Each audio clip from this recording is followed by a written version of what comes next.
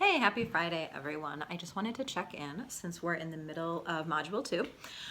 So I see that many of you have already submitted your second reading journals. That's great. They're always due on Wednesdays, so be sure that you're getting those in because you will lose credit for turning in anything late.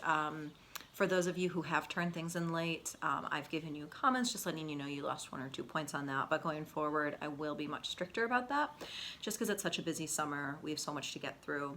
So just something to keep in mind, really keeping timely with all of your assignments. So also a reminder that discussions are due by Sunday. So that's an opportunity for us all to share, to comment, to ask questions, to communicate different thoughts, ideas, etc. about the reading and kind of build a community in this online forum.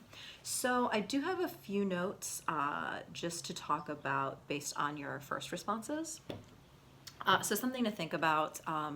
First off, I really enjoyed reading them. I really appreciated getting to hear your personal stories, how you're connecting it to sociology, what you think about the field, what you've already learned based on the reading. So that's all great.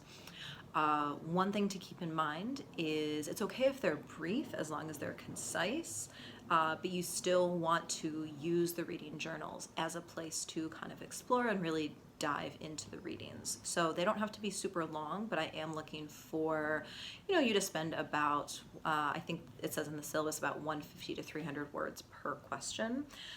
So just kind of be thinking about that, making sure you're engaging with the readings.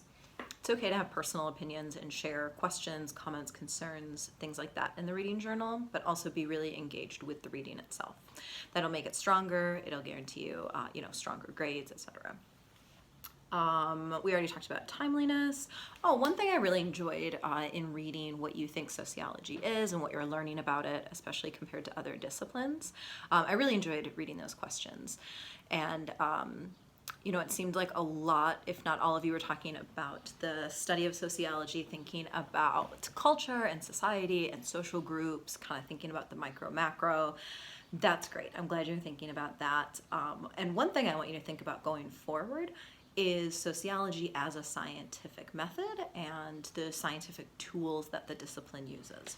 So going forward, as we explore all these different topics, just go ahead and be thinking about the methods used, how sociologists are approaching these questions, how that makes it different from maybe other fields you've studied before.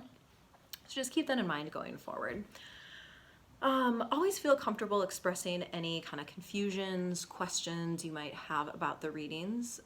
That just helps me to know. That way I can use these videos to really dive in and answer questions or concerns you might have about the reading. So feel free to use the journals and the discussions as a place to raise questions, flag any confusion you might feel, and that way we can, talk about it. I can reach out, I can post videos explaining some things.